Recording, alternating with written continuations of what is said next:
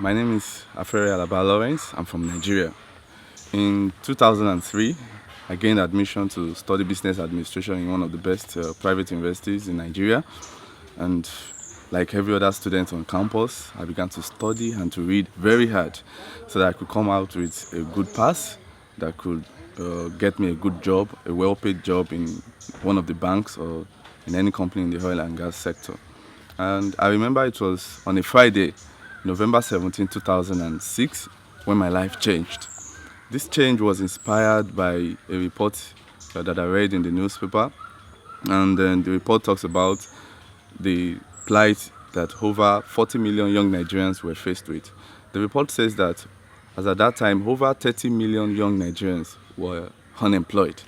And the author of the report further says that if nothing was done to address the situation, Nigeria, my dear country, would in the year 2020 have raised over 20 million highly skilled, not highly skilled doctors, not highly skilled lawyers, not highly skilled professionals, but highly skilled criminals that could devour all of us.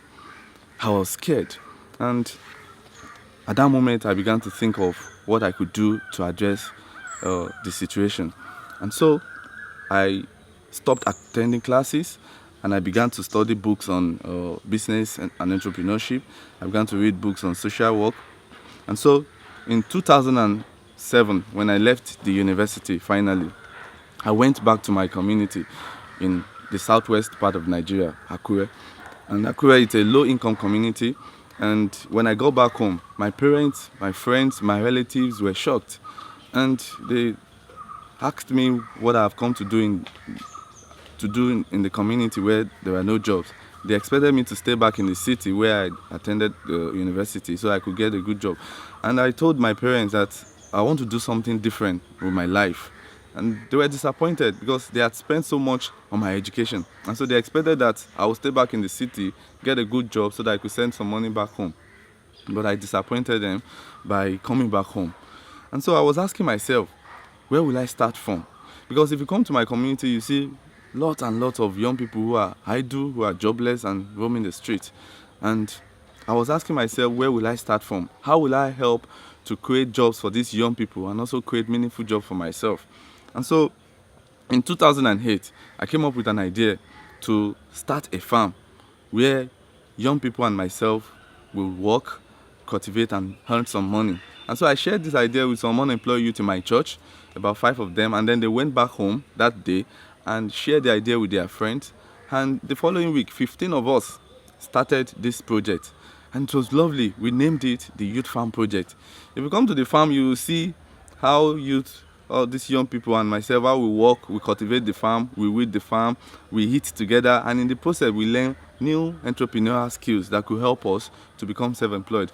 And when it is time to harvest what we plant or what we grow on the farm, we harvest and we sell together, and we share the money that we make from this farm, and then put part of the money back into the project to expand it. And it was lovely. If you are able to visit the farm, you will see how we are able to turn farm into a new environment for learning new skills, for making friendship or making friends, and for doing new things. And so in 2011, we began to grow new things on the farm. We began to grow plantain. It's a big banana in Nigeria. And also on the farm, we began to add value to our plantain. We began to turn our plantain into plantain chips. And this was able to employ more people.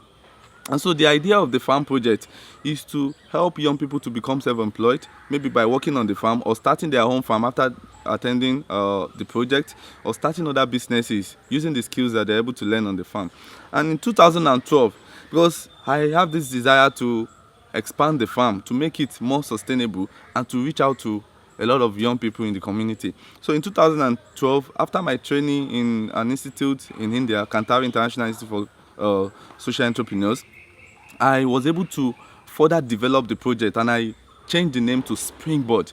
So the main objective of Springboard is to help transform a lot of young people in the community into individuals who will see livelihood opportunities in our communities and then give them the skills to become self-employed. We have lots and lots of resources, raw materials in our community in Nigeria. And if we are able to add value to all of this, it will create enormous wealth and job for the youth. And so that's what we do with Springboard. Now, the first batch of our participants graduated in December 2013, and then in January we were able to help to raise some money for them to start their own businesses. And 13 of them in 10 communities in Ondo State have started different small businesses, and they are doing very fine. My dream is to use what I do, that is my project, to train many young people in my community and in the entire country, Nigeria, to become self-employed, to become personally and financially self-reliant. And selected for the 2012 Blacksmith Liberty and Entrepreneurship Camp would give me new skills to achieve my dreams.